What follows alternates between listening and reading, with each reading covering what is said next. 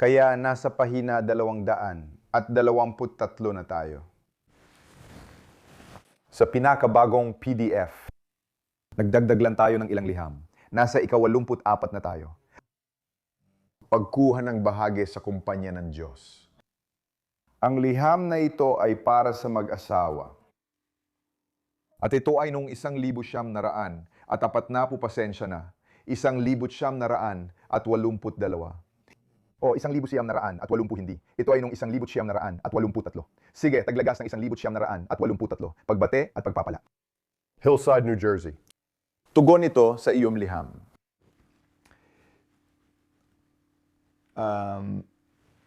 Nang ikawalo ng L na lubos kong pinasasalamatan. Hindi ayon sa ayos na manapaksa, kundi sa kahalagahan, uunahin ko ang konklusyon ng iyong liham na nasa PS o postscript. Sa tingin ko, ang totoong dahilan kung bakit ito lumabas sa PS at hindi sa mismong liham ay dahil ito ay higit pa sa mismong liham. Sapagkat sa PS, binanggit mo ang tungkol sa pagkuha ng bahagi sa negosyo ng Diyos. Samantalang sa liham, nagsusulat ka tungkol sa bahagi sa isang gawa ng tao na korporasyon, negosyo. Bagamat ang huli rin, siyempre, ay nasa ilalim ng patnubay ni Hashem. Sa madaling salita, pati ang karaniwang pinansyal mong negosyo ay nasa ilalim ng patnubay ni Hashem, tulad ng negosyo ng Diyos at lahat ng gawain ng tao. Kailangan nating pag-irapan at sanayin ang sarili para makita ito sa ganitong paraan.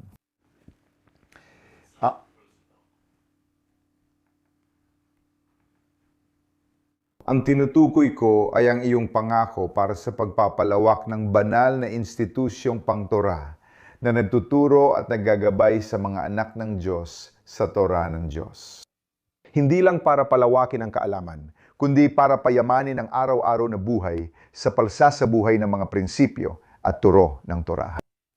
At tiyakin din na ang mga anak at apo ng mga mag-aaral na ito ay susunod sa kanilang landas. Kaya timukhang ang tinutukoy nilang bahagi sa kumpanya ng Diyos ay ang kanilang suporta sa isang yeshiva, isang paaralang Hudyo. Mapapansin nyo rin, lalo na sa mga uma-attend tuwing Lunes ng gabi, makikita nyo ang koneksyon. Si Rebe ay laging consistent dahil ang katotohanan ay hindi nagbabago. Na ang edukasyon ay hindi lang tungkol sa pagpapalawak ng kanilang kaalaman, kundi ito ay para payamanin ang kanilang araw-araw na buhay sa pamamagitan ng pagsasabuhay ng mga prinsipyo at turo ng Torah. Kaya naway ipangkaloob ng Diyos na matupad mo ang iyong pangako ng may kagalakan at kasiyahan sa puso. Naway magawa mong tuparin ang pangakong iyon. Ikaw. Pasensya ng mga kaibigan, lalo na't siguradong magiging inspirasyon at magandang halimbawa ito para sa marami ninyong kaibigan. Kaya sinasabi rin ng Rebe na sinusuportahan mo rin ang paaralan. Na maging inspirasyon at magandang halimbawa sa iyong mga kaibigan.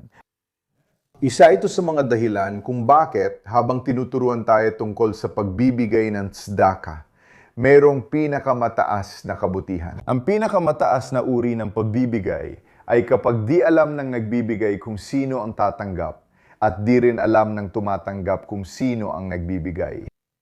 Ang tinutukoy natin ay ang klasikong tzedakah ng pagtulong sa isang mahirap na tao. Gayunpaman, alam din natin na labis na hinikayat ng Rebe na. Kapag ang kaalaman na ikaw ay nagbigay ng tzedakah ay maghihikayat sa iba na magbigay rin ng tzedakah, may malaking halaga sa hindi pagtatago ng iyong donasyon. At masasabi ko sa iyo na, may epekto talaga kapag nagbibigay ng tzedakah at nakikita ng iba. May epekto talaga ito.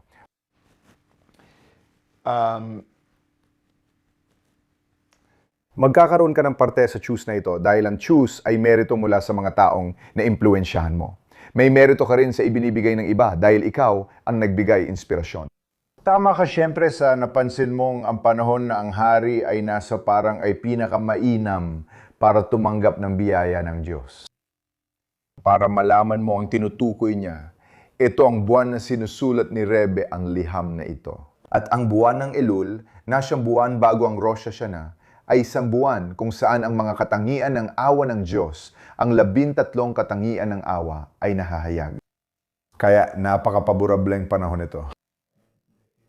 Ipinapahayag natin ito gamit ang talinghaga ng hari sa bukid. Umalis siya sa palasyo, pumupunta sa bukid, at tinitingnan kung ano ang kailangan ng bawat isa. Ito ang pinakamainam na panahon para tumanggap ng mga biyaya ng Diyos. Naway ipagkaloob ng Diyos na sa liwanag nito. At dahil tayo ay nabubuhay sa panahon ng jet, ayon kay Rebbe, na tinutukoy ang mga eroplano. Isa sa mga patop na makabagong imbensyon. Papasbilisin ni Hashem ang pagtupad mo sa iyong pangako ng mas maaga pa kaysa inaasahan. Na magawa mong tuparin ang pangako ng mas maaga gaya ng naranasan mo na noon. Sa tingin ko, nangyari na rin yun noon. Siguro kaya niya agad nakuha ang pera at naibigay ang donasyon kahit 5 taon ang pangako na ibigay niya ito sa unang 2 taon. Tungkol naman sa nilalaman ng iyong liham, na bagamat pangalawa sa kahalagahan kumpara sa iyong pangako sa piling ng Diyos, ang pamumuhunan na binanggit mo ay may dagdag na kahalagahan dahil makakatulong ito sa iyo na mas madaling matupad ang iyong pangako. Kaya sa totoo lang, magkaugnay talaga sila. Ganyan ang mangyayari kapag magkakaugnay ang ating buhay. Ang integrasyon ay nangangahulugang iisa ang material at espiritual dahil ang material ay tumutulong magawa ang mga espiritual na bagay tulad ng kawanggawa. Hindi ka makapagbigay ng kawanggawa kung hindi ka rin matagumpay sa material. Gaya ng dati, nauuna ang sanhi sa epekto. Nawa ipagkaloob ng Diyos na sa bagay na ito ang hatslaka, ang tagumpas ay lumampas sa inaasahan. Sa panahong ito na ang hari ay nasa parang taimtim kong ipinapanalangin na mapalaki ninyo ang inyong mga anak sa buhay ng Torah, pag-aasawa at mabubuting gawa. Nais ko na makaranas kayo ng tunay na Yiddish nakas, kasiyahan bilang Hudyo mula sa bawat isa, na may mabuting kalusugan at saya para sa inyo at sa pamilya ninyo. Yan ang dasal natin para sa isa't isa. Sana bago ang Rosh Hashanah, maisulat at mapagtibay tayo para sa mabuting taon sa material at espiritual. P.S. Isinulat ni Rebbe, kung inyong pahihintulutan, ako ay may ilang mga puna na nais kong ibahagi na may kaakibat na pag-iingat. Una, ang mga susunod na sasabihin ay hindi kailanman nagpapababa sa nabanggit na tungkol sa pagpapala ng Diyos para sa tagumpay. Pangalawa, sabi ng biyenan ko na may banal na alaala, karaniwan, hindi dapat kusang nagbibigay ng payo.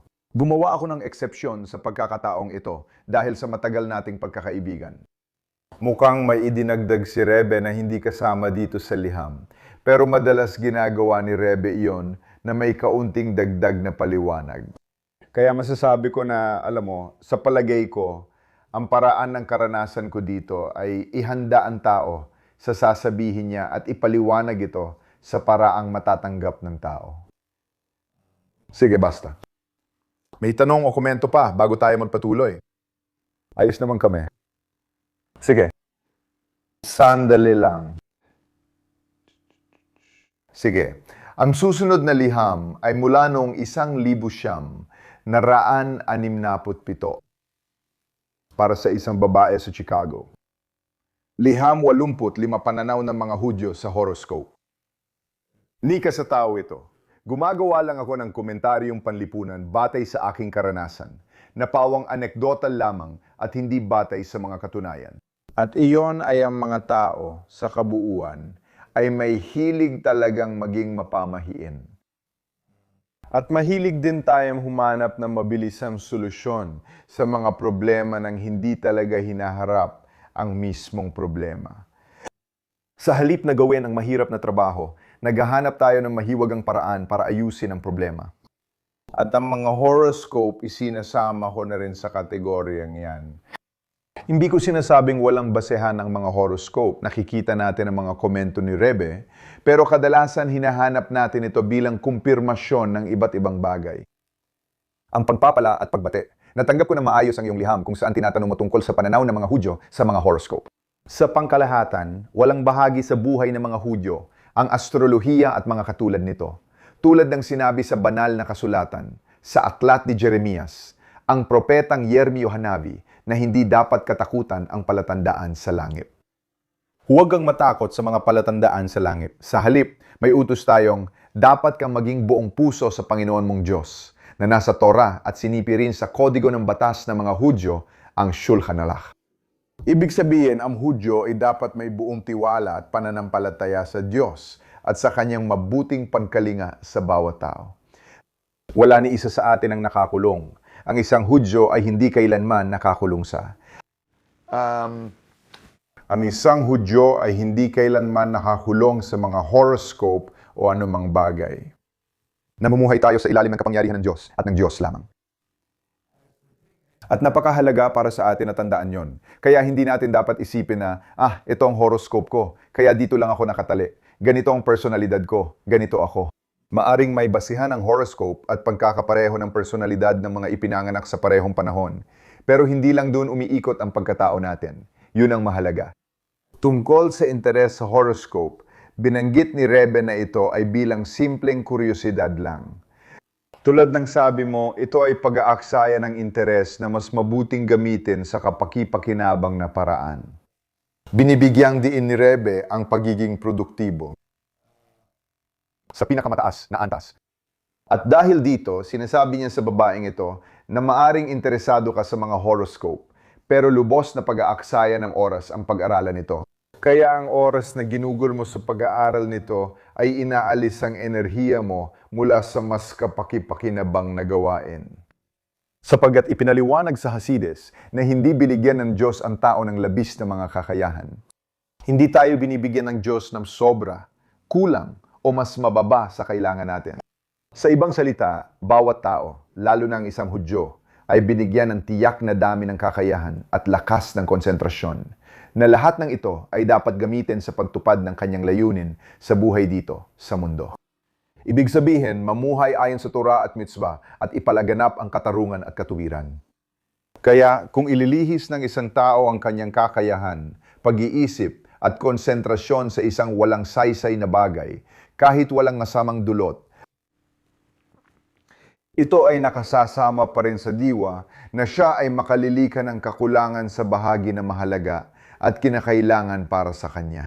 Parang sinasabi ng isang tao na mas ligtas sabihin ito sa klase na ito kaysa sa klase ng mga lalaki. Pero alam mo, may mali ba sa sasabihin ko ito, may mali ba sa panonood ng laro ng Phillies? Sabihin na natin, tama ba? Meron bang kahit ano na, kaya maring walang mali, ibig sabihin, walang nilalabag na anumang pagpapahalagang Hudyo kapag nanonood ng laro ng Phillies. Pero ang tanong ay, kung ito ba ay isang kapaki-pakinabang na paggamit ng oras ng isang tao at kung maari bang may mas kapaki-pakinabang pa siyang magagawa. Kampante akong sabihin yan dahil sa totoo lang, hindi ko talaga gusto manood ng mga laro ng baseball. Masyadong mabagal para sa akin. Gusto ko pa rin manood ng football. Kahit bihira na dahil wala na akong oras o hindi ko na ito binibigyan ng oras ngayon. Pero pinahahalagahan ko ang kasiyahan na dulot nito. Gayunpaman, inaamin ko rin na hindi ito magandang paggamit ng oras ng tao, masasabi ko. Lalo na hindi ng oras ng mga Hudyo. Mas mahalaga ito, lalo na sa babaeng Hudyo at may bahay. Sa totoo lang, hindi ko masasabi na dapat mong sabihin yun sa taong nag-e-enjoy sa football. Pero ang isang talakayan tungkol sa kung paano natin ginugugol ang ating oras ay mas magiging produktibong paraan para maiparating ang punto, kahit na ang pagpili kung paano nila gagamitin ang kanilang oras ay dapat manatili sa kanila. At may ilang tao na hindi pa naroroon o wala pa sa antas ng pagiging episyente. Alam mo, kailangan nila ng outlet, kaya sinusubukan ko lang magbigay ng mas malawak na pananaw dito. Mas mahalaga pa ito, lalo na sa kaso ng isang babaeng Hudyo at isang may bahay na tinatawag na Acherit Habayat, ang pangunahing nakaka-impluwensya sa tahanan, ang pundasyon at mahalagang salik ng isang tahanang Hudyo. Mas critical ang paggugol niya ng oras dahil ang buong takbo ng tahanan ay higit na nakasalalay sa kanya. Isang malaking responsibilidad at pribilehiyo na gawing santuwaryo ng presensya ng Diyos ang kanilang bahay. Tiyak na hindi na kailangan ipaliwanag pa ito sa iyo. Sige. Ayos tayo, lahat. Walang komento, tanong o pagtutol. Sige. Tuloy tayo. Liham 86, paghahanap ng kabiyak ng puso. Makakatulong ito sa atin na magkaroon ng pananaw tungkol sa Shidduch, sa paghahanap ng isang tao ng kanyang kabiyak ng puso. Ito ay mula pa noong taong 1960. Pagbati at basbas, natanggap ko ang liham mo na may petsang ikatlo ng Teves, kung saan isinulat mo. Tungkol sa hirap mo sa paghahanap ng tamang zivog. Ang zivog ay kapareha o kabiyak ng puso. Dahil sinasabi ng Torah na ang usapin ng zivog ay sa pangkalahatan ay isang komplikadong bagay na tanging ang Diyos lamang sa pamamagitan ng kanyang natatanging pagkalinga ang makakagawa. Kita mo, nagbigay na ng mahalagang pahayag ang Rebbe. Sinabi niya na ang paghahanap ng kabiyak ng puso ay komplikado at tanging ang Diyos lamang ang makakagawa nito. Ibig sabihin, ang tao mismo ay hindi talaga nakakagawa nun. Ang Diyos ang gumagawa nun. Ibig sabihin, ang Diyos ang magdadala sa atin upang makatagpo natin ang ating kabiyak ng puso. Minsan maaga, minsan huli, pero ang Diyos ang magdadala nito. Gawin lang natin ang ating bahagi at dumaan sa proseso. Tama? Ng pagdaan sa pagsisikap. Ang Diyos ang nabibigay ng resulta, kaya malinaw yon. Madalas nag-aalala ang mga tao, pero paano ko malalaman at gagawin yon?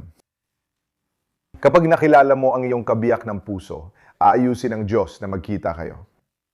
Madalas kapag mag-date tayo, dala natin ang bigat ng paghanap ng tamang tao. Paano ko mahahanap yon? Gayong may 8 bilyong tao sa mundo. Ang ibig ko lang sabihin, hindi naman natin kailangang umabot ng 8 bilyon. May 15 milyong Hudyo lang, at kalahati siguro ay kabilang sa ibang kasarian. Ibig mo sabihin, 7 milyon at kalahating tao ang tinutukoy mo. Tama? Hindi kailangan ma-overwhelm. Kapag may pananampalataya, hindi ito nakaka-overwhelm. Kadalasan, ang tamang zivog ay hindi yung una mong nakilala. Malinaw yon, di ba? Kadalasan, hindi pinapakasalan ng mga tao ang una nilang niligawan o nakadate. Malinaw na sa karamihan ng pagkakataon, ang tamang sibog ay hindi agad dumarating sa unang pagkikita. At madalas mangyari na kailangan talagang hanapin ang tamang sibog niya. Tulad ng paghahanap ng isang bagay na nawala, gaya ng sabi ng ating mga pantas. Sa madaling salita, ito ay isang proseso. Kapag may nawala sa isang tao at hinanap niya ito ngunit hindi agad nahanap, hindi siya basta susuko, kundi ipagpapatuloy niya ang kanyang paghahanap. Ganon din sa kaso ng isang zivog. Kung hindi matuloy ang unang pagkikita, hindi ito dahilan para mawalan ng loob. Hindi rin ito dahilan para isipin mong sinira mo na ang pagkakataon mo, tulad ng baka siya na ang soulmate ko at na-miss ko pa. Kung hindi nag-workout, hindi silang soulmate mo. Mag-move on ka lang bawat taong inaalis mo sa pagpipilian, isang hakbang kang mas malapit sa tamang tao. Nakasulat sa Torah, dapat buo ang iyong loob sa Diyos. Muli, sinisipi ito ng Rebbe. At ang buo ang loob sa Diyos ay nangangahulugan na hindi mo dapat isipin na may kapangyarihan ang anuman maliban sa Diyos. Iyon ang ibig sabihin ng buo ang loob sa Diyos. Iyan lang, ang Diyos ang nagbibigay ng lahat ng meron ako para sa akin. Ibig sabihin, huwag mong subukan ang kapalaran mo sa pamamagitan ng babae. Sa Hebreo, baligtad ang kahulugan. Ang babae ay tumutukoy sa lottery. Yeah, you shouldn't... Hindi mo dapat isipin na ito ay tungkol lang sa swerte. Alam mo, parang swerte-swerte lang. Dagdag pa rito, sinabi ng mga pantas na di dapat umasa sa himala. Hindi natin tinitingnan ng mga bagay na parang, alam mo, himala ito. Na parang may milagro na mangyayari para lang matagpuan ko ang akin zivog. Hindi, ang Diyos ang mag-aayos nito. Kaya dapat mong hanapin ang iyong zivog sa normal at natural na paraan na nararapat para sa isang yeshiva batshar. Yeshiva batshar kasi siya. Anong gagawin? Sundin lang ang normal na proseso ng pagkikita ng kapareha sa buhay, gaya ng ginagawa ng iba. Ano yun? Masasabi ko ay pakikipag-date, tama? Nakikipag-date ka at nakikipag-date. At pagkatapos ay ipinapadala ng Diyos ang kanyang biyaya, gaya na nasusulat. At pagpapalain ka niya at lahat ng iyong gagawin. At pagkatapos ay sinasabi ng Diyos, may biyaya ka at nangyayari ang mga bagay-bagay. Kailangan nating pagdaanan, magsikap, dumaan sa prosesong ayon sa likas na takbo ng mundo. At ito ay magdudulot ng isang tiyak na resulta. At pagkatapos ay pagpapalain ito ng Diyos kapag napagpasyahan ng Diyos na pagpalain ito. Maaring mas maaga o mas huli. At pagkatapos ay magkakaroon tayo ng ating biyaya. Sana syempre palaging mas maaga. Iminumungkahi kung maingat mong sundan ang 3 araw-araw na shurim ng Chumash. Nag-aral sila ng araw-araw na bahagi ng lingguhang bahagi ng Torah, ang Sidra, Tilim. Sinasabi ang araw-araw na bahagi ng Tihilim, ayon sa pagkakahati nito sa mga araw ng buwan pagkatapos ng panalangin sa umaga. At Tanya, ayon sa pagkakahati nito sa mga araw ng taon, umaasang makarinig ng mabuting balita mula sa iyo. At sabi ni Rebe, kung gusto mo ng espiritual, kung gusto mong lumikha ng biyaya para sa iyong sarili, siguraduhin mong sinusunod mo ang araw-araw na pag-aaral ng Torah, ng Chomesh, ng Tehilim, pagsasabi ng tiyak na bilang ng mga salmo araw-araw, ayon sa itinakdang matapos bawat buwan. At Tanya, na isang bahagi ng oras na pinag-aaralan natin araw-araw, na isang taunang siklo. At magiging isang napakagandang bagay para sa bawat isa sa atin na gawin ito araw-araw. Sige, nasa liham bilang 87 na tayo ngayon. Bakit napakaraming pagdurusya? Ang malaking tanong.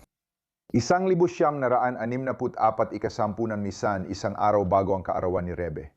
Pagbati at pagpapala sa isang Ginoo sa Brooklyn, New York. Ito ay bilang tugon sa iyong liham, pati na rin bilang kasunod ng ating pag-uusap noong binisita mo ako. Sa liham mo, tinanong mo kung bakit kailangan magdusa ang isang tao kung minsan, at kung bakit kung minsan ay matindi ang pagdurusa ngayon. Malaking tanong yan. Sa palagay ko, bawat isa sa atin ay naitanong na ito sa iba't ibang pagkakataon sa ating buhay. Marahil noong tayo mismo ay nagdusa o kaya ay may mahal tayo sa buhay na nagdusa. Sa pangkalahatan, meron tayong tagubilin mula sa Torah. Dapat kang maging buong puso sa Diyos mo. Ibig sabihin, hindi natin dapat questionin ang karunungan ng Diyos sa pamamahala sa sangkatauhan, sa kabuuan, at sa bawat individual sa particular. Kaya unang ginagawa ni Rebe ay magpahayag ng pananampalataya. Kailangan nating magtiwala sa paraan ng Diyos at tanggapin na may mga dahilan siya sa ginagawa, kahit di natin maintindihan. Malamang tatalakayin niya yon maya-maya. Ang mahalaga, may dahilan ng Diyos sa lahat ng ginagawa niya at pinamamahalaan niya ang bawat isa sa natatanging paraan. Dapat nating pagkatiwalaan yon. Bukod dito, malinaw kahit sa karaniwang pag-iisip na hindi natin lubos na uunawaan ang mga paraan ng Diyos. Na yon, tinatalakay ng Rebe. Pero bakit? Bakit hindi natin maintindihan? Alam mo, anong dahilan? Sabi ng Rebe, makatuwir ang isipin na hindi natin maunawaan ang mga dahilan ng Diyos, kahit sa ugnayan ng isang tao sa kapwa-tao. May mga pagkakataon na may mga magkatulad na sitwasyon. Halimbawa, sa isang maliit na bata at isang napaka-advanced na siyentipiko, hindi kayang maintindihan ng bata ang masalimuot na kaalaman ng siyentipiko. Alam natin na sa pagitan ng dalawang tao, pareho silang tao. Ang isa ay 5 taong gulang at ang isa ay isang mahusay na siyentipiko, pareho silang tao. Pareho silang nasa iisang larangan, mas lamang lang ang isa, at hindi maiintindihan ng 5 taong gulang ang alam ng siyentipiko. Kaya sasabihin ng rabbi, ang isinulat niya sa napakaraming liham. Dapat tandaan na dito, ang pagkakaiba ay nasa antas lamang at hindi sa uri. Dahil dating bata rin ng siyentipiko, at ang bata ngayon ay pwedeng maging matalino sa hinaharap. Kaya ang tanging pagkakaiba lamang ng siyentipiko at ng 5 taong gulang ay nasa antas ng pag-unlad at katalinuhan. Pero hindi sa uri ng kanilang pagkatao. Pareho silang iisang uri ng nilalang. Pareho silang tao. At gayon pa man, maaari kang magkaroon ng napakalaking agwat sa pagitan ng isa at ng isa pa, na ang 5 taong gulang ay walang ideya sa kung ano ang nauunawaan ng siyentipiko. Gaano pa kaya ito sa kaso ng tao? Kung ihahambing sa lumika, ang tao ay may hangganang nilalang, at ang Diyos ay walang hangganang nilalang. Ang Diyos ang lumika, tayo ang mga nilika. Ang pag-aakalang maiintindihan natin ang lumika ay katawa-tawa mula sa intelektual na pananaw. Kung saan walang kahit anong pagkakapareho, walang pagkakapareho sa pagitan ng Diyos at ng tao. Paano mag-aakalang maaring questionin ng tao ang paraan ng lumika at ng Panginoon ng mundo? May emosyonal tayong problema, pero ginagawa nating intelektual. Hindi naman talaga ganun. Alam mo, bakit ginawa ng Diyos ito? Walang sasay, kahit sa akin at sa lahat ng aking nararamdaman, wala talaga. At dahil taliwas ito sa lahat ng aking pakiramdam, at hindi ko maintindihan lampas sa sarili ko, naiinis ako. Pero kailangan natin palagahan na mayroong higit pa sa atin. Napakalimitado lang talaga natin bilang mga tao. Yun ang punto. At kailangan nating matutunang maging komportable sa ganoong kalagayan. Iyan ang mensaheng talagang ibinibigay ng Rebe sa taong ito. Iyan ang pananampalataya, ang maging komportable sa ganoong kalagayan. Isa pang dapat tandaan, kung ang paglapit ay mula sa tunay na kababaang loob. At ang pagkaunawa na hindi natin maaring questionin ang mga paraan at mga utos ng Diyos, kundi maging buong puso sa Kanya. Ito mismo ay isang daan upang matanggap ang pagpapala ng Diyos. Ayon sa Rabbi, dapat mabawasan at mawala ang mga sanhi ng tanong at pagdududa tulad ng pagdurusa. Isa ito sa pinakamahalaga. Isa sa pinakamahalagang daan upang matanggap ang pagpapala mula sa Diyos na magpapabawas ng pagdurusa ay ang ating pagtanggap sa pagdurusa na may kababaang loob at pagkilala na hindi ko naunawaan kung bakit ginagawa ito ng Diyos. At ngayon, nais kong kilalanin na ito ay maaaring maging napakahirap, sobrang hirap, depende sa. Pwede tayong manalangin sa iba't ibang kalagayan, tama? Halimbawa, may nagbanggit sa akin tungkol sa isang Ginoo na nagtatrabaho sa ospital ng mga bata, tama ba? Kapag nagtatrabaho ka sa lugar na araw-araw may pumapasok na mga bata at ilan sa kanila ay may cancer at nahihirapan, tama ba? Ito ay maaring maging napakabigat, sobrang bigat ng emosyon at maaring maging napakahirap. Dahil dyan, ito ang aming pinagsusumikapan at sa totoo lang, masasabi ko na ang mga bata marahil ang pinakamagandang halimbawa ng pagdadala ng paghihirap ng may dignidad, kabalintunan man. At iyon ay dahil hindi paganap na nahuhubog ang kanilang pag-iisip at kaya madalas ay wala silang balakid na nabubuo natin kapag magsimula tayong isipin na dapat nating maintindihan ang lahat ng bagay. Sa paglapit ng pista ng Pesach, pista ng kalayaan natin, marami sa pagdiriwang na ito ang nagbibigay linaw sa iyong tanong at nagbibigay inspirasyon ng malalim na pananampalataya sa Diyos na nagdudulot ng tunay na kalayaan at paglaya mula sa lahat ng hindi kanais-nais na bagay. Nang sa gayon, bawat Hudyo ay makapaglingkod sa Diyos ng may kagalakan at ligaya sa puso. Naway pagkalob ng Diyos na mangyari ito sa iyo at magkaroon ka ng kosher at masayang Pesach. May mga komento ba kayo tungkol doon? Ayos na ba tayo doon? Ayos kayo, napaka-advanced ninyo. Sige.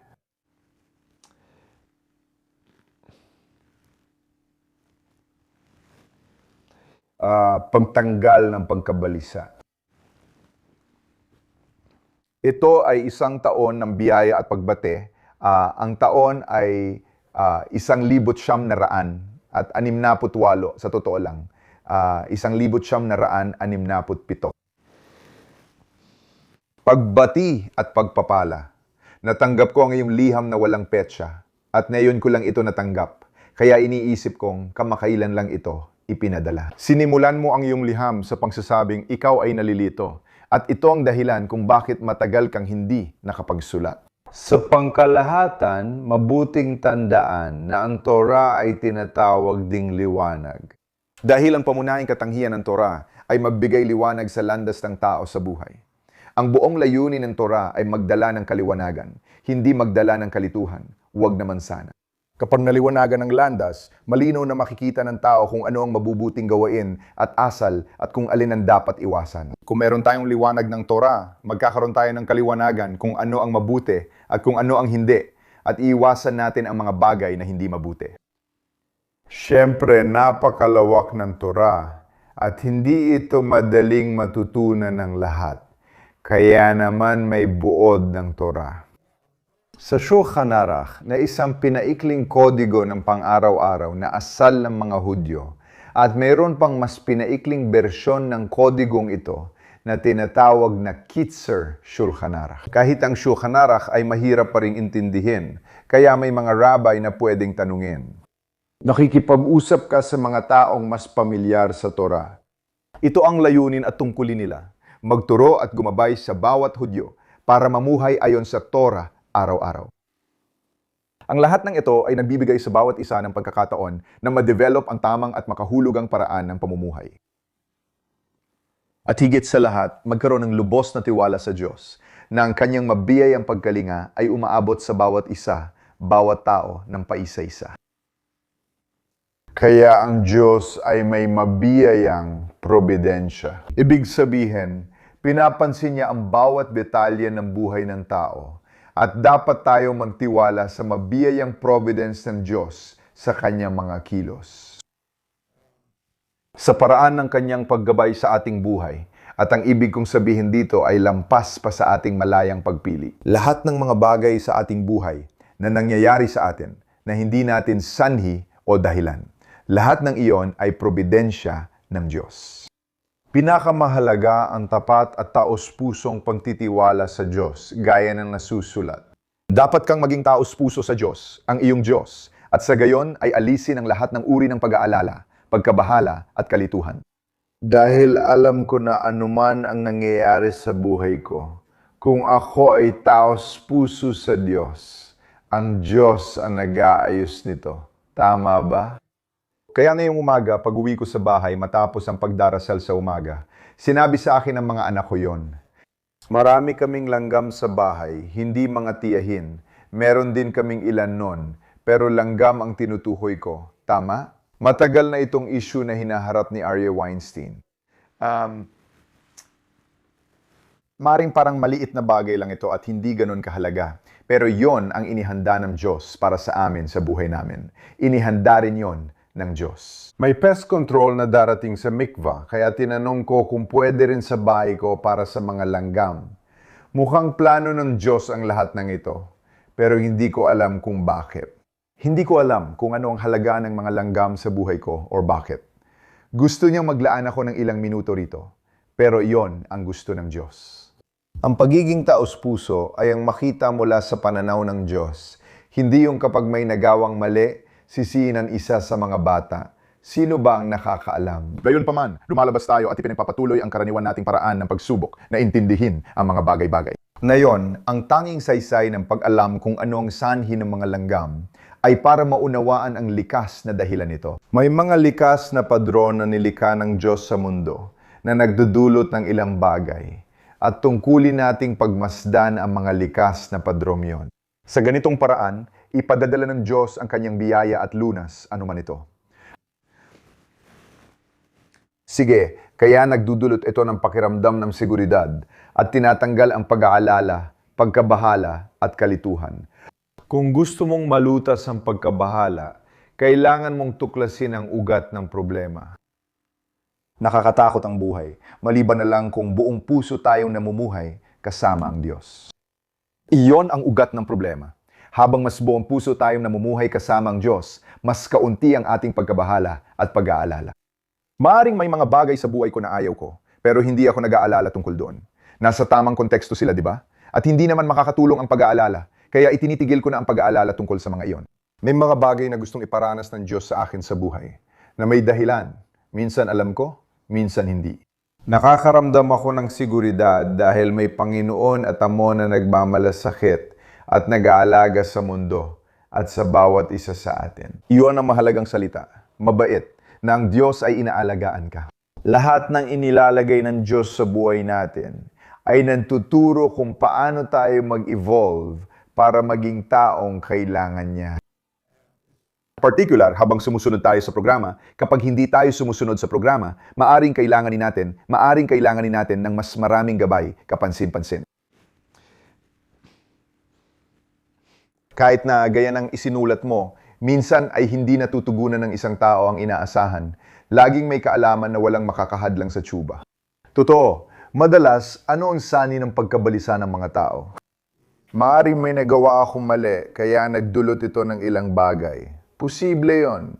Gusto kong bigyang diin na hindi lang dahil sa mali nating gawa, kaya may mga bagay na di tama sa buhay. Maraming dahilan o kalkulasyon ng Diyos kung bakit natin nararanasan ang ilang mga bagay sa buhay na hindi kaaya-aya. Isa lang doon ay dahil gumagawa tayo ng mali. Palagi nating sinusuri ang ginagawa natin, iniisip kung may mali. Pero hindi ibig sabihin ito na masama tayong tao kapag may problema sa buhay. Dahil wala namang tao, alam mo, gaano man sila kabuti, na ang buhay ay tumatakbo ng perpekto ayon sa gusto nila. Hindi talaga nangyayari yan. Bakit? Mas alam ng Diyos ang lahat at alam niyang kaya natin ang higit pa sa akala natin. Kaya minsan, dinadala niya tayo sa ibang direksyon o binibigyan ng liwanag. Gayunpaman, sabi ng Rebe, kung may nagawa kang mali, magsisi ka. Itama mo, magsisi ka. Tama? Bumalik ka sa Diyos. Tiyak na hindi na kailangang ipaliwanag pa sa iyo ang nabanggit, kundi bigyang diin lang na tayong lahat ay inuutusang maglingkod sa Diyos ng may kagalakan at kasiyahan sa puso. May utos tayo na maglingkod sa Diyos ng may kagalakan at kasiyahan sa puso. Hindi mo magagawa yan kung palagi kang malungkot at iniisip mo masama kang tao o may ganitong pag-iisip. Kapag pinag-isipan, makikita mong bawat pangyayari ay aral sa totoong paglilingkod sa Diyos. Ayon kay Baal Shem Tov, lahat ng nangyayari sa buhay ay may aral sa paglilingkod sa Diyos. Tungkol sa iyong isinulat, minsan may damdamin at kaisipan kang hindi sang-ayon sa Torah at Shulchan Aruch. Hindi nakakagulat ito dahil ipinaliwanag na mismo ni Altaraba sa simula ng kanyang pangunahing akda, ang Tanya. Bawat Hudyo ay may tinatawag na kaluluwang hayop na konektado sa katawan, na kadalasang sanhi ng kalituhan at pagkaabala. Minsan nauuwi ito sa pagkaligaw ng landas at pagkawala ng kapayapaan ng isipan. Kasi minsan may mga naisip kang labag sa Torah. Normal lang yan. Meron kang kaluluwang hayop. Mililito ng kaluluwang hayop ang isip mo para mag-isip ka bilang tao, hindi bilang makadiyos. Kailangan mong labanan yan habang buhay, pati mga kaisipang ito, at linawin ang tamang pananaw. Sa kabilang banda, mas madaling harapin ang sitwasyon dahil ang Hudyo ay may banal na kaluluwang bahagi ng pagka-Diyos mula sa itaas, na siyang mahalaga at tunay na aspeto ng isang Hudyo. Kaya posible talagang mapagtagumpayan ang mga nabanggit na sagabal. Ngunit gaya ng sinabi ng ating mga pantas, hindi lang posible na mapagtagumpayan ang mga sagabal na ito na nararanasan mo, na nagdudulot sa iyo ng pagkabalisa, kundi ayon sa ating mga pantas, ang sinumang nagpasyang linisin ang sarili ay tumatanggap ng tulong mula sa itaas. Ngunit sa kabaligtaran, kung magsisikap ka at determinado kang linisin ang iyong sarili, iayon ang iyong sarili, iyon ay nagdudulot ng tulong mula sa itaas. Ngayon, ang tulong mula sa itaas ay mula kanino? Mula sa Diyos. Magandang kasunduan yan, di ba? Ibig kong sabihin, pwede kang lumapit sa isang tao, sa isang mabuting kaibigan o asawa para tulungan ka at matutulungan kanila hanggat kaya kanilang tulungan. Pero para makuha ang tulong ng Diyos, ang galing nun, di ba? At ganyan natin nakukuha ang tulong ng Diyos sa pamamagitan ng pangakong susubukan nating maging mas nakaayon. Kung totoo ito, sa kahit anong panahon ng taon, lalo na ngayon nakatatapos lang nating ipagdiwang ang mahalagang buwan ng Tishre, iyon ang buwan ng Rosh Hashanah at Yom Kippur, kasama ang lahat ng mga pista nito at nagbigay ito ng sapat na pinagmumulan ng pangmatagalang inspirasyon. Nagtitiwala ako na ang mga sinabi ko sa itaas, kahit kaunti lang kumpara sa kahalagahan ng paksa, ay sapat na. Magkakaroon ka ng magandang balita at mas aktibong pakikilahok sa mga gawain ng Sheikh Chabad sa London. Malinaw na nakatira ang babaeng ito sa Inglaterra at ginagawa mo ito ng masaya. Kasama ang pagpapala. Sige, kumusta tayo lahat? Ayos naman kami. Sige. Susunod na liham, mga solusyon sa paaralan. Ang taon ay 1985. Pagpapala at pagbati. Ang iyong liham noong ikalabinsiyam ng Kislev. Kasama ang mga kalakip ay natanggap ko lang ngayon. Hindi na kailangang sabihin upang makagawa ng pagsusuri sa isang sitwasyon sa ibang bansa. Sobrang hirap, lalo na kung sa liham. Dayan pa man, hindi naman talaga ito kailangan dahil nakikipag-ugnayan ka naman sa mga may kakayahan tao at tiyak na ipagpapatuloy mo ito. Kaya, maaari lamang ako magbigay ng ilang pangkalahatang obserbasyon. Kaya ang ibig sabihin ni Rebe, hindi ako makakagawa ng pagsusuri sa isang sitwasyon na nasa ibang bansa. Masaya ako na kumukonsulta ka sa mga may kakayahan tao at ipagpapatuloy mo ito. Pero magbibigay ako ng ilang pangkalahatang gabay. Una sa lahat, siguradong alam mo na, sa panahon na yon, karaniwan na ang ganitong mga problema sa mga bata. Tingnan natin kung ano talaga ang problema. Sa totoo lang, madalas ganito sa karamihan ng kaso. Bagamat, syempre, hindi lahat ng problema ay pareho ang antas o nasa parehong larangan. Napakaraming bata ang nakakaranas nito. Sinasabi ko ito ng maingat dahil parang sobra kang nag-aalala base sa sulat mo, kahit wala namang sapat na dahilan. Hindi ka dapat masyadong mag-alala. Karaniwan, ang huling desisyon kung paano haharapin ang mga batang may ganitong problema ay nasa pamunuan ng paaralan. Matapos mag-usap sa mga magulang at mabigyan ng impormasyon kung paano hinaharap ang bata sa bahay, naiintindihan ang mga dahilan dahil una, mas objective ang administrasyon kaysa sa isang magulang. Pangalawa, mas sanay sila sa ganitong problema dahil marami silang hinahawakang bata. At sa huli, maaring ipahayag ng mga magulang ang kanilang opinyon upang makatulong sa pag-abot ng pinakamainam na desisyon. Kaya sinasabi ng Rebbe ng simple, sa pangkalahatang diwa, ang pakikipag-usap sa pamunuan ng paaralan ay napakalaking tulong. Hindi sila bias dahil marami silang karanasan sa pakikisalamuha sa mga bata. Kausapin mo sila para malaman ang opinyon nila. Mahalagang tandaan na isang malaking bilang ng mga ganitong problema ay natural na naaayos sa paglipas ng panahon. Sa pamamagitan ng pakikisalamuha ng bata sa ibang mga bata, pati na rin sa guro at mga magulang. Ang bata, madalas di namamalayan ay naaapektuhan ng kapaligiran at ng mga taong laging kasama. Sinasabi ni Rebbe na madalas na nalulutas ang mga problema. Kapag ang bata ay nakikisalamuha sa ibang bata at tao, hindi na mamalaya na naapektuhan ang kilos nila. Ganito ko ito naiintindihan, pero medyo malabo ang liham na ito.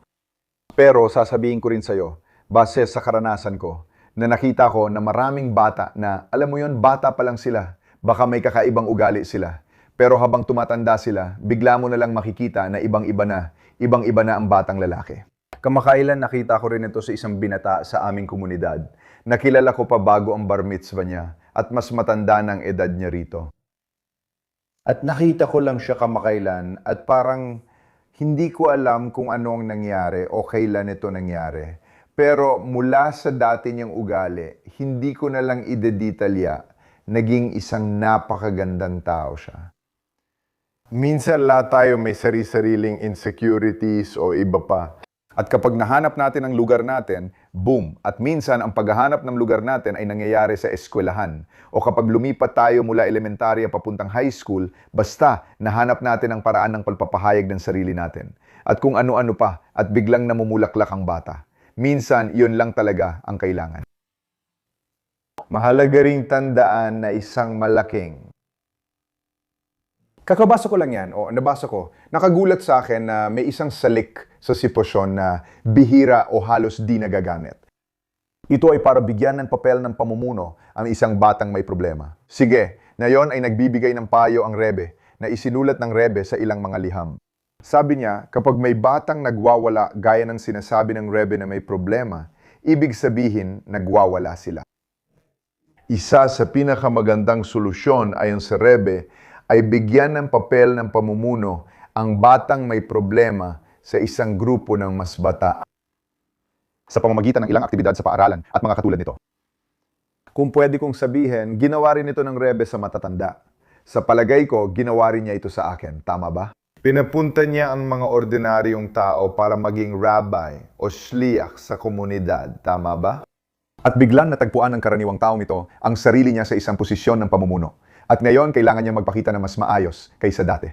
At biglang nahuhubog ka nitong maging mas mabuting tao. Kaya sabi ng Rebbe, bigyan mo ang bata ng posisyon ng pamumuno sa mga mas batang bata sa pamamagitan ng mga aktibidad sa paaralan at iba pa. Karaniwan, malaki ang itutulong ito para mapalakas ang kumpiyansa ng bata sa sarili. Pakiramdam niya ay isa siyang leader. Nakakatulong din ito para maging palakaibigan ng bata, kaya kailangan niyang makihalubilo. Sa tingin ko, magagamit mo rin ito sa iyong sitwasyon. May pahintulot at gabay ng administrasyon ng paaralan. Nagbibigay ng rekomendasyon ang Rebbe. Sapat na ang mga nabanggit para mapag-usapan ninyo ng iyong asawa ang mga suhestiyon sa administrasyon at may pakita ang liham na ito sa kanila. Malakas ang aking tiwala na ang mga resulta para sa bawat isa at lahat ng inyong mga anak ay magiging kasiyasiya. Sa totoo lang, totoo ito para sa lahat sa atin. Kaya kung ikaw ay nasa isang sitwasyon sa buhay, o kung sakaling mapunta ka sa ganoong sitwasyon, o may kakilala kang iba, isang matanda na napunta sa ganitong kalagayan sa buhay, kung saan sila ay nahihirapan. Lubos kong irerekomenda na ilagay nila ang kanilang sarili sa isang posisyon ng pamumuno.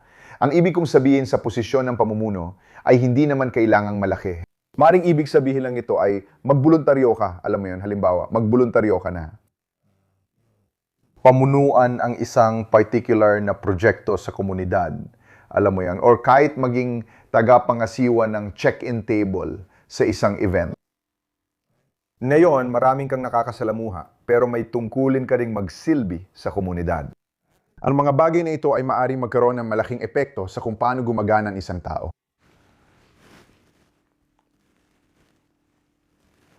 Tungkol naman sa particular na problema, kung dapat ba siyang ulitin ang kanyang baitan sa paaralan o i-promote sa mas mataas na baitang, ito, gaya ng nabanggit kanina, ay desisyon na dapat gawin ng pamunuan ng paaralan. Gusto ko lang idagdag gayon paman na ang pagpipilit sa pamunuan na pumili ng isang particular na direksyon ay minsan nagiging hindi maganda ang resulta. Pwede ring imungkahi ng magulang kung matindi ang paninindigan nila rito na ma-promote pansamantala ang bata bilang pagsubok muna. Pero ang paggawa ng mga bagay bilang pagsubok ay magandang ideya para makita kung ano ang kalalabasan nito. Walang duda na alam mo na ang petsa ng iyong liham, ang ikalabinsiyam ng Kislev ay isang napaka-auspisyosong araw dahil ito ang anibersaryo ng gula, ang paglaya ng Alta Rebbe, ang magtatag ng Chabad na nag-iwan ng pamana ng mga biyaya para sa lahat ng sumusunod sa kanyang mga turo, lalo na sa larangan ng Chedok. Nawa ay magdandan pa ito ng higit pang haslatsa para sa iyo at sa lahat ng iyong mahal sa buhay. Maganda. Sige. Pagbibigay prioridad, pagtataguyod ng pagmamalaki. 1954 ika-4 na araw ng Hanukkah, kaarawan ko, Brooklyn, New York. Balinaw din ito. Bahagi lang ng liham ang binigay sa atin.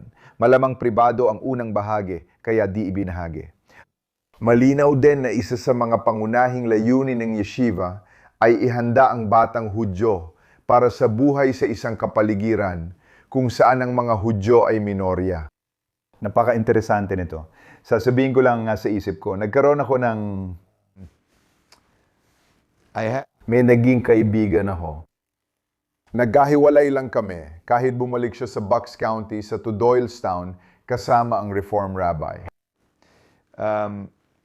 Siguro mga 25 taon o higit pa na ang nakalipas.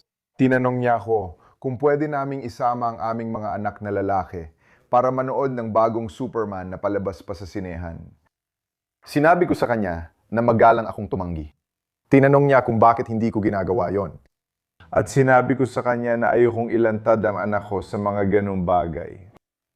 Nag-uusap kami tungkol dito at nahirapan siyang maintindihan kasi sabi niya, paano makakaya ng anak mo makihalubilo kung hindi mo siya ilalantad sa makamundong bagay?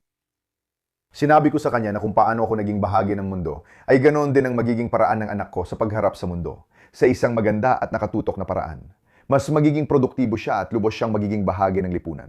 Nagkataon na adulto na ang anak ko ngayon at mahusay siya nakikibagay. Sa tingin ko, mas marami pa siyang maibibigay sa mundo kaysa sa iba. Hindi natin kailangang ilantad ang sarili sa ganong bagay. Sabi ni Rabbah, ang yeshiva ay pinakamainam na paghahanda para sa bata. Para harapin ang mundo. Dahil pumapasok siya sa mundo na may focus at may sistema ng pagpapahalaga, hindi naliligaw ng mga impluensya ng iba't ibang bagay sa mundo. Sa totoo lang, siya ay dumarating at may iniaalok sa mundo, hindi naliligaw. Iyon ang pinagkaiba nila. Isa sa pangunahing layunin ng yeshiva ay ihanda ang batang Hudyo para sa buhay sa lugar na minorya ang mga Hudyo. Laging kakaunti ang mga Hudyo, pero hindi sa dami na kabatayang ating lakas. Ang tadhana ng mga Hudyo ay maging kaharian ng mga pari at banal na bansa, ayon sa tawag ng Diyos bago ibinigay ang Torah sa bundok Sinai, na ipagdiriwang natin sa pista ng Shavuos sa loob ng wala pang 2 linggo sa susunod na Biyernes. Ang pamumuhay ayon sa ating banal na Torah, Torah Shaim, ang batas ng ating buhay, ang pagsunod at pagsasabuhay ng mataas na pamantayan ng ating mga mitzvah sa araw-araw na buhay ang nagpatangi sa atin. Ito ang nagpapatangi sa atin at ang pagiging kakaiba ay hindi madali. Dito nakasalalay at nagmumula ang ating lakas. Dahilan kung bakit tayo natatangi at nananatili sa paglipas ng panahon. Ang kamalayang Hudyo na ito at ang nararapat na pagmamalaki sa ating kapalaran ay kailangang itanim sa ating mga anak mula sa kanilang pinakamaagang mga taon ng paghubog. At ang napakahalagang kahalagahan nito ay hindi ito mabibigyang diin ng sapat. Laging ipinapakita sa amin ni Rabino, napakahalaga ng isang Hudyo ay may pagmamalaki sa pagiging Hudyo, may tiwala sa sarili, may pagmamalaki sa pagiging Hudyo at nauunawaan ang dakilang kahalagahan ng pagiging Hudyo natin. At paglalakad sa buhay na may ganung pagmamalaki, hindi may pag-aalinlangan tungkol dito. Na madalas nating nakikita sa kasamaang palad, mga Hudyo o Judaismong, tila ikinahihiya ang pagiging Hudyo. Ang katotohanan na tayo ay nabubuhay dito sa isang demokratikong bansa na may ganap na kalayaan ay lalo pang ginagawang kinakailangan sa ganitong kamalayan bilang Hudyo. Dahil maliit lang tayo sa kabuuang populasyon, mas malakas ang asimilasyon dito kaysa sa iba. Dahil tayo ay nasa isang demokrasya, mas malakas ang asimilasyon dahil malaya ang bawat isa na gawin ang gusto nila. Alam ng sinumang nagpalaki ng mga anak sa Amerika, lalo na ng mga batang Hudyo, na tungkulin ng yeshiva, tanggalin sa bata ang anumang bakas ng inferiority complex. Complex niya bilang Hudyo sa lugar na karamihan ay hindi Hudyo. Hanggang sa siya ay lumaki at maunawaan na ang demokrasya at kalayaan ay hindi isang daan tungo sa asimilasyon, kundi kabaligtaran nito. Nagbibigay sila ng pagkakataon sa bawat isa na magkaroon ng sariling lugar, tamasahin ang karapatan, at mamuhay ayon sa pananampalataya ng 100%. Pati na rin sa Hudyo na matupad ang tadhana sa buhay. Ang demokrasya ay hindi nangangahulugang kailangang magkatulad ang lahat, kundi dapat mabuhay ang bawat isa ayon sa kanyang pagkakaiba. Iyan ang diwa ng demokrasya. Mas mainam itong paraan para makuha ang respeto ng hentil na kapitbahay kaysa gayahin o pakialaman ang kanyang pribadong buhay. Ang kanyang relihiyon at mga kaugalian. Isa pa itong napakalaking punto na hindi naiintindihan ng marami.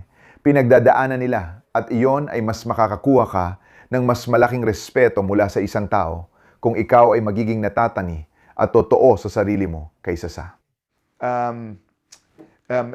pagpapalugod sa kanila at pilit na ginagaya sila. Otomatiko nating nararamdaman ito at sabihin mo sa akin kung hindi mo ito naranasan mismo. Interesado akong malaman. Kapag pinagmamasdan ko ang isang tao, kahit sino, tama ba? Masasabi ko sa iyo kung sila ay mahina o kung sila ay malakas.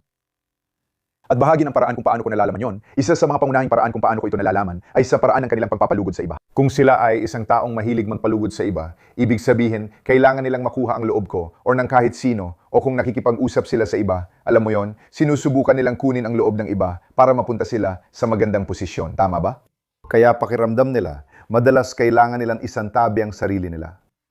Sa madaling salita, walang masama sa pakikisama o pagkuha ng loob ng tao. Pero ang ibig kong sabihin ay ginagawa nila ito kapalit ng tunay nilang pagkatao. Kaya isinusuko nila kung sino talaga sila. Papalambutin nila o itatago ng kaunti kung sino talaga sila para lang magustuhan o makisama sa ibang tao. Ang anumang pagsuko ng sarili para sa ibang tao ay kahinaan. At ang kakulangan sa kompromiso at tapang, hindi ko tinutukoy ang pagiging agresibo o maingay. Ang ibig ko lang sabihin ay may kumpiyansa ako sa sarili. Kaya hindi ko kailangang umatras sa kung sino ako o itago yon. Na sa totoo lang, yon ay nagpapakita ng lakas. Makikita mo agad yon. At may respeto tayo sa mga tao. Palagi kong sinasabi ito. Nire-respeto ng mga tao ang mga taong may respeto sa sarili nila. Dahil nakikita nila ang isang taong matatag at nire-respeto ng mga tao ang katatagan. Ulitin ko, hindi ko sinasabing pambubuli ang lakas, tama? Minsan lang kailangan ito para makuha ang respeto ng iba. Pero hindi yon ang paksa natin. Ang tinutukoy ko lang ay yung klasikong respeto. Nire-respeto ng mga tao ang mga taong alam kung sino sila at kung ano ang kanilang pinaninindigan. Hindi nire-respeto ng tao ang pabago-bago ng isip, kaya tinutulak-tulak sila. Ganyan ang relasyon ng mga Hudyo at hentil. Nire-respeto ng hentil ang mga Hudyo na nagsasabing sila ay Hudyo. Hindi ko isusuko ang prinsipyong ito. Hindi ako makakapunta roon kapag Shabbos. Pasensya na, hindi ako pwedeng magkapunan kasama ka. Hindi ko kayang ma-enjoy ang alak na ito. Sigurado akong masarap ito, pero kosyo na alak lang ang iniinom ko. Lahat ng mga bagay na ito, diretso lang, alam ko kung sino ako, at alam ko kung ano ang ginagawa ko. At alam ko rin kung ano ang hindi ko ginagawa. Laging may paggalang, tama? Pero laging malinaw kung sino ako. Nasa totoo lang, at ito ay isang bagay na matindi talagang ipinaglaban ni Rebbe dahil may malalaking epekto ang kahinaan ng mga Hudyo.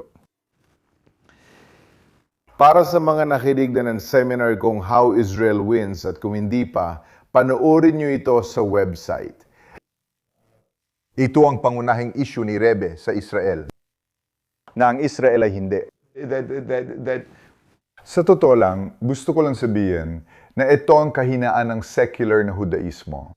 Hindi ako sigurado kung may secular na Hudaismo ng mga Hudyo. Mga Hudyo na ipinipilit maging secular, na parang isa itong posisyon, tama ba? Maging isang secular na Hudyo dahil hindi kami ipinagmamalaki ang pagiging Hudyo namin. Kapag hindi natin ipinagmamalaki ang pagkahudyo, parang humihingi tayo ng paumanhin. At hindi natin kayang ipaglaban ang tama para sa isang Hudyo dahil wala tayong dahilan para dito, maliban na lang kung yakapin natin ang ating pagiging Hudyo. Ano ang karapatan natin sa Israel? Dahil ba sa Holocaust kaya kailangan natin ng matitirhan? Mahina at mababaw yan. Hindi natin kailangan ng Israel para dyan. Pwede naman tayong pumunta sa Uganda, gaya ng naisip ng ilang secular na tagapagtatag ng Israel noon, di ba? Kailangan nating makita ang kabanalan ng lupain ng Israel at kailangan nating makita ang kabanalan ng mga Hudyo. Kailangan nating makita ang kabanalan ng Torah. Walang pwedeng kompromiso rito. Ang lupain ng Israel ay ibinigay ng Diyos sa mga Hudyo at hindi kami papayag kahit 1 pulgada. Gusto naming mamuhay ng mapayapa kasama kayo. At kung babantaan mo ang buhay ng kahit isang Hudyo, ayon sa pagpapahalaga namin, mauuna kaming kumilos. Sa simpleng pagbabanta sa buhay ng isang Hudyo, mauuna kaming kumilos at papatayin ka namin. Iyon ang aming moral na obligasyon, kaya't iyon ang kumpiyansa at lakas. Iyan ang dahilan kung bakit libu-libong buhay ng mga Hudyo ang nawala dahil sa kahinaang ito. Ito ang sentro ng lahat ng ito. Kaya, ayon sa liham, dahil sa katotohanan ito, naging pangunahing prinsipyo ito ng mga institusyong itinatag ng aking biyanan, naway maging banal ang kanyang alaala. At sa iba pa, na naabot ng kanyang impluensya, nagtatag siya ng sistema kung saan ang mga sagradong paksang Hudyo ay itinuturo sa umaga at ang departamento ng Ingles naman ay sa hapon. Isa sa mga ginawa ng dating Rebbe at Rebbe. Itinulak nila sa mga yeshiva at paaralang Hudyo na ang umaga ay para sa mga araling Hudyo bago ang secular na aralim. Bakit? Mahalaga ang Judaismo at pagkakakilanlan. Ito ang inuuna. Pagkatapos, saka natin haharapin ang secular na aralin para matulungan tayong makaraos at makahanap ng trabaho. Iyan ay pangalawa lamang sa pagkakakilanlan. Bukod sa mas bukas ang isipan ng bata tuwing umaga, mahalagang ipaintindi sa kanya ang pagkakasunod ng kahalagahan ng dalawang larangang ito. Ang Torah at pamumuhay ng mga Hudyo ang dapat unahin at pinakamahalaga. Sa ganitong paraan lang siya lalaking may tamang pagpapahalaga at pagmamalaki sa kanyang pamana at magiging matatag sa pagharap sa hamon bilang Hudyo. Kaya masakit malaman na hindi pinansin ng yeshiva ng New Haven ang mahalagang prinsipyong ito at sa ilang klase na baligtad pa ang pagkakasunod-sunod. Gusto kong sabihin na napakadali nito. Kung may mga anak ka o apo sa bahay, madali mo itong magagawa. Tinuturuan mo ang anak mo o apo mo na kapag nagising sila sa umaga, may mga bagay o dasal silang kailangang sabihin bago sila mag-almusal o bago gawin ang kahit anong ginagawa nila sa umaga na inaakala kong almusal. Tama ba? Bago ka mag-almusal. Ang mga panalangin sa umaga sa aklat dasalan ay maaaring mode ani at talagang dapat sabihin. At pagkatapos, dinadagdagan mo pa ng ibang panalangin ng pasasalamat sa Diyos para sa iba't ibang bagay na pinasasalamatan natin sa Diyos kapag nagigising tayo sa umaga. At pagkatapos, mag-aalmusal na sila. Ngayon, tinuturuan mo sila ng tamang pagkakasunod-sunod. Una, alam ko kung sino ako at nabubuhay ako kasama ang Diyos na nagbigay sa akin ng panibagong araw. Binabago nito ang pananaw sa araw. Ngayon, maaari ka nang mag-almusal. Mahalaga ang almusal pero hindi urgent, kaya pwede kang maghintay ng 10 minuto pa. Sige, huling sulat na mga kaibigan. Pagkatapos nito, magtatanong ako tungkol sa klase para sa hinaharap. Kung ano ang kanilang iginagalang, pagbate at pagpapala. Ito ay mula pa noong taong 1969 at 69. Matapusan inyong pambisita dito kasamang inyong asawa at anak na babae. At ang pag-uusap natin noon, nais kong samantalahin ang pagkakataong ito upang ipadala ang aking pinakamainit na pagbate para sa isang masaya at nakaka-inspire na purim. At nawai ang lahat ng mga bagay na ating napag-usapan ay maisa katuparan ng kasiyasya at sa lalong madaling panahon. Tiyak na maalala mo ang puntong binigyan diin sa ating pag-uusap na kapag ang isang tao ay gumawa ng matibay na desisyon na may kumpiyansa at kagalakan, ang ganitong diwa ay may kapangyariang alisin ang mga hadlang. Karaniwan, hindi naman talaga kalaki o kahirap ang mga ito tulad ng inaakala natin.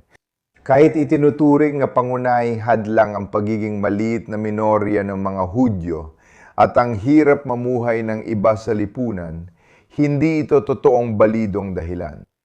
Siguro napag-usapan na nila ito, di ba? At kung kukuha ka ng Amerikanong Hudyo na lumaking hindi relihiyoso, tama? Kaya alam mo, hindi madaling sabihan sila na biglang maging relihiyoso at iba sa lahat ng tao sa paligid ko. Alam natin na kung magpapasya kang kumain ng kosher at pagpalain ka ng Diyos kung kailangan mo itong gawin, gagawin mo ang desisyong ito. Tama? Magiging isang hamon yun. At ang hamon dyan ay, alam mo na, ang mga pakikisalamuha nagsisimula sa pamilya, una sa lahat. Tama? At syempre, pati na rin sa mga kaibigan. Tama? Kaya mahirap talaga. At ito ang tinutukoy ni Rebe sa totoo lang. Kaya isinulat ni Rebe para sa mga taong naninirahan sa isang bansa tulad ng USA, kung saan ang mga tao ay nagtatamasa ng kalayaan at demokrasya. At lalo na dahil sa katotohanan, ang buong bansa ay itinayo ng mga individual na hindi natatakot na kumilos sa sarili nilang inisyatiba at may tapang na magbukas ng mga bagong landas. Madaling maging independyente sa sariling paniniwala. Pero mas malabong panghinaan ng loob ang Hudyo dahil sa kapaligiran. Naging kapalaran ng mga Hudyo ang pagiging minorya, ngunit nanatili ang kanilang pagkakakilanlan. Ito ay partikular na binibigyang diin sa Migila, sapagat sa panahong iyon isinulat ang liham na ito at ang Migila ni Esther ang babasahin natin ngayong gabi at bukas. Makikita natin roon ang argumento laban sa malayang pag-iral ng mga Hudyo sa salita. May isang bayang nakakalat at nagkahiwa-hiwalay sa mga bansa at kakaiba ang batas ayon sa Migila. Iyan ang paratang ni Haman sa mga Hudyo. Ngunit sa totoo lang, ang pagpapatibay ng pagkakakilanlan at kasarinlan ng mga Hudyo at ang mas matibay na pagsunod sa mga kakaibang batas na ito ang siyang nagligtas sa kanila mula sa banta ng paglipol at nagdala ng pambihirang tagumpay para sa mga Hudyo ayon sa Migila. At para sa mga Hudyo ay nagkaroon ng liwanag, kagalakan, kasiyahan at karangalan. Paano nagtagumpay ang mga Hudyo? Isang kautusan ng paglipol sa buong bayang Hudyo na isinulong ni Haman ay nalampasan sa pamamagitan ng mas matibay na paninindigan sa pamumuhay bilang Hudyo na talagang kakaiba kumpara sa iba. Dahil sa kabutihang yon, iniligtas ng Diyos ang mga Hudyo. Sa madaling salita, sana maging suporta ito. Paano ako magsisimulang sumunod sa kosher? Ginamit ko lang ito bilang halimbawa. Pwede mong gamitin kahit anong halimbawa na bagay sa'yo. Paano ako magsisimulang sumunod sa kosher? Ano ang dapat gawin kung may birthday party ang pamilya, pero hindi kami kakain? Tama ba? Malaking hamon yan. Malaking hamon, di ba? Pero isa pang paraan ng pagtingin dito ay ganito, na magiging isang tao ako na mumuhay sa paraang na nagpapakita sa lahat ng nasa paligid ko na may focus at paninindigan ako. At naniniwala ako na alam natin lahat na kahit na maaring abala ito para sa ibang tao, di ba? Lalo na sa mga malalapit at mahalaga sa atin, magiging malalim itong inspirasyon para sa kanila. Dahil lahat tayo ay nai-inspire sa mga taong namumuhay na may matibay na paninindigan. Bakit tayo nai-inspire sa isang Olympic na atleta? Dahil ibinuhos nila ang sarili sa matinding focus at nagbunga ito ng malakas na resulta. Ganyan ang ginagawa ng Hudyo kapag namumuhay tayo bilang Hudyo at tinutupad ang ganung pangako. Nagiging inspirasyon tayo sa lipunan, hindi lang basta nakikihalubilo. Hindi inspirasyon ang basta pagsama lang. Kahit ang dati nilang mga kaaway ay namangha at sabik na ipakita ang kanilang paggalang at paghanga sa mga kakaibang Hudyo na yon. At ito ang punto na binibigyan diin ng Rebe dito mismo. Namanghang mga kaaway, tama ba? Gusto nilang magpakita ng paggalang dahil nirerespeto ang may respeto sa sarili. Ganon din ang totoo sa bawat panahon at bansa. Totoo ito lalo na ngayon, kung saan ang Hudyo ay namumuhay ayon sa kanyang paniniwala at prinsipyong nakabatay sa 10 utos. At sa buong Torah, na kilalang-kilala ng lahat, ay nakakamit niya ang paggala ng kanyang mga kapitbahay na hindi relihiyoso, na hindi maiwasang hangaan ang ganitong debosyon at dedikasyon kahit gaano pa ito kahirap.